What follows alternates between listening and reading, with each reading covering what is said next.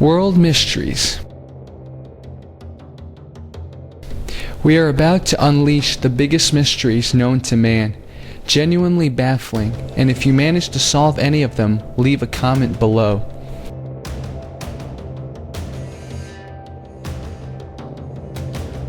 Number 8. The Enigma of the Vonik Manuscript.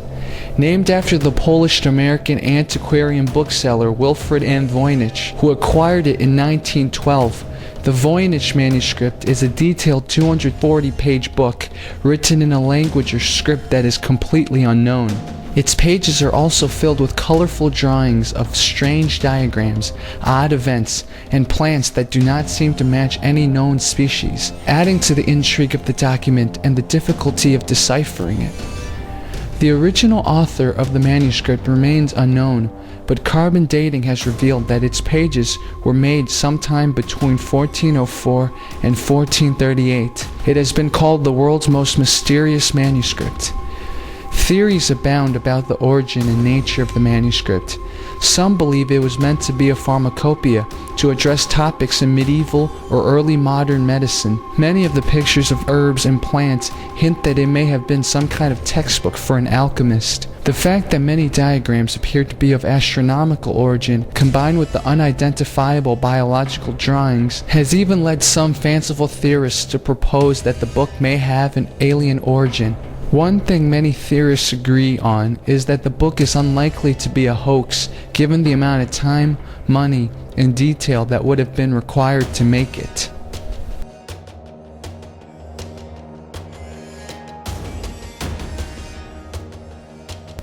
Number 7 on our list, the Facedos Disc. The mystery of the Facedos Disc is a story that sounds like something out of an Indiana Jones movie.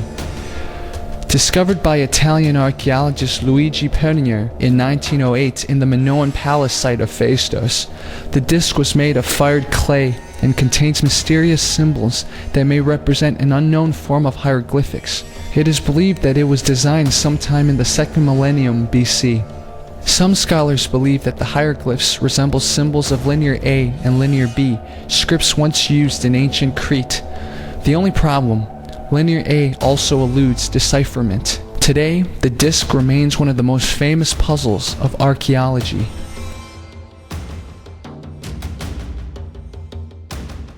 At number 6, the strange case of Tamam. Considered to be one of Australia's most profound mysteries, the Tamam case revolves around an unidentified man found dead in December 1948 on Somerton Beach in Adelaide, Australia. Aside from the fact that the man could never be identified, the mystery deepened after a tiny piece of paper with the words Tamam was found in a hidden pocket sewn within the man's trousers. The phrase translates as ended or finished, and is a phrase used on the last page of a collection of poems called the Ribayat of Omar Khayyam. Adding to the mystery, a copy of Khayyam's collection was later found that contained a scribbled code in it, believed to have been left by the dead man himself. Interesting events followed the investigation.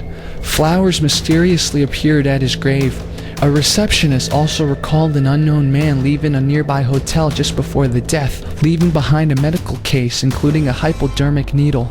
Rumors suggest that the man was a spy, either for the Americans or the Soviets. The place of death was close to Woomera, an intelligence gathering area. The suggestions of espionage, intertwined with love and lost loves and the unbroken code, still arouse interest in the public. The case of the Somerton man remains Australia's greatest mystery, and yet it appears we are all condemned to remain in suspense.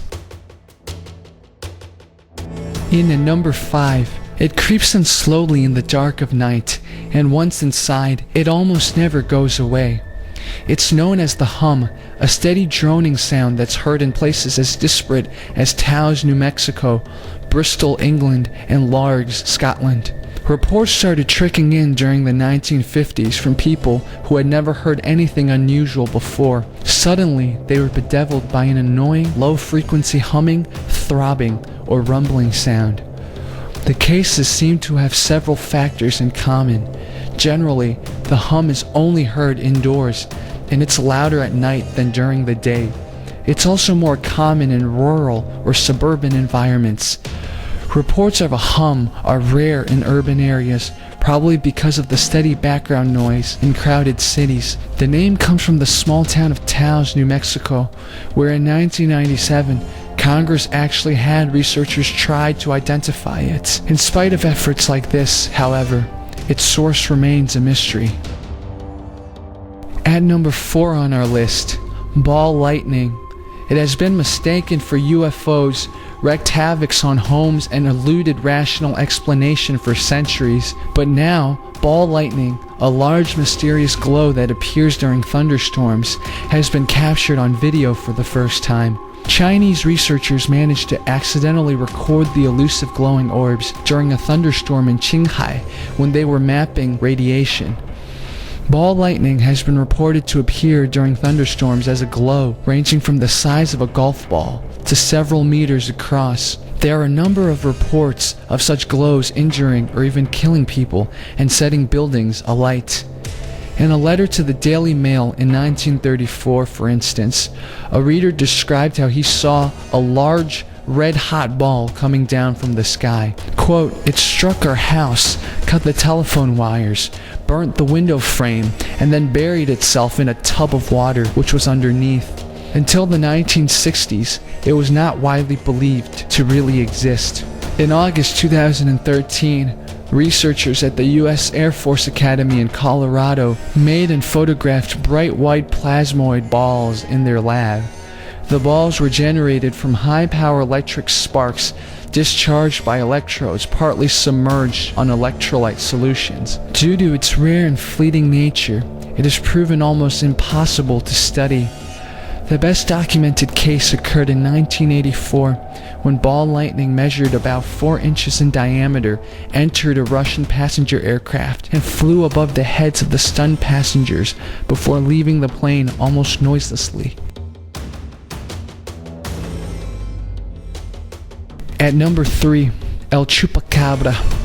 Over a decade ago, farmers in Calama, a mining town in the heart of Chile's harsh northern desert, awoke to find their goats and sheep dead in their pens. An unidentified predator had mutilated the animals' necks.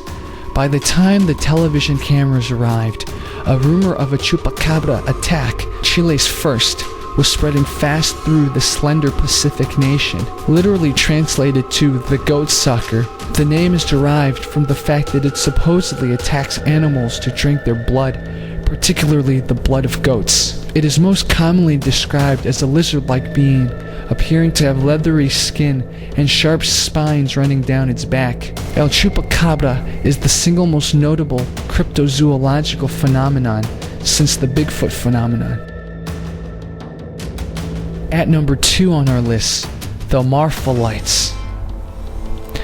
The Marfa lights, mysterious glowing orbs that appear in the desert outside the West Texas town of Marfa, have mystified people for generations.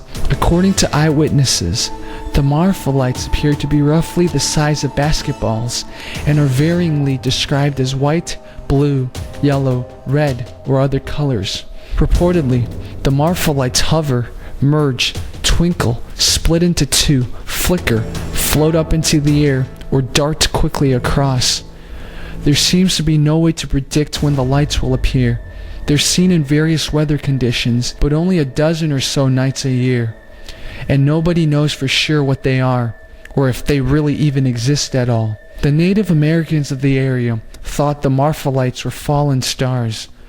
Lovers of the paranormal have attributed the Marfa lights to everything from space aliens to the wandering ghosts of Spanish conquistadors. And number 1 on this list, the Dyatlov Pass incident. Peering through the windswept snow on a dark February day, the rescue party finally came on the first sign of life. The flapping remains of a tent pitched on ski poles on an uppermost slope of Kholat Syakhl, Mountain of the Dead in the native language of northern Siberia. But where were the 9 young Russian students who should have been sheltering beneath the canvas? Curiosity turned to mystery as human tracks were seen in the snow heading downhill away from the tent in single file for a third of a mile.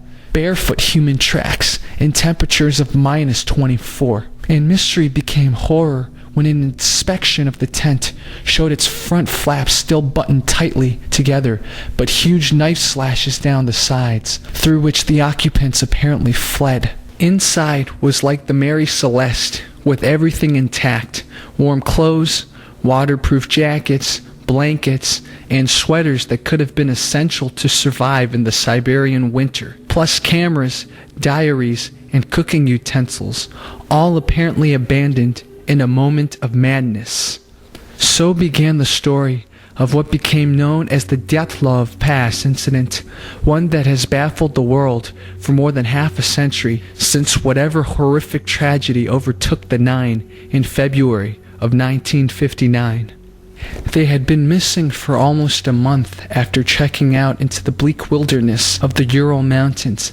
7 men and 2 women, all of them fit, hardy, and experienced hikers on what was supposed to be a short and invigorating break from their graduate studies.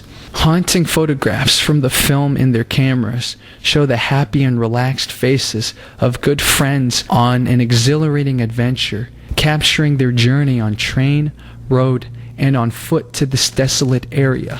They smile out fresh-faced and jolly from black and white snaps, rugged, healthy young people in the anoraks, +4s, waterproof galoshes, and gaiters of the day, oblivious to what fate has in store for them.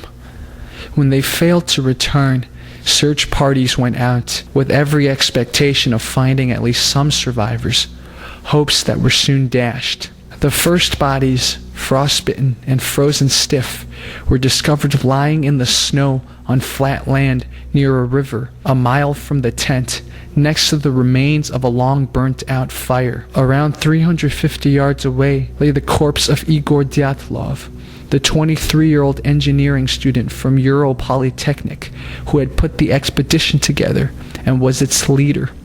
2 months went by before the rest of the group were found under 15 feet of snow in a den they had desperately hollowed out for themselves before succumbing to the cold. Some of this group had broken bones and terrible internal injuries, but strangely, no external wounds, not even scratches on the skin.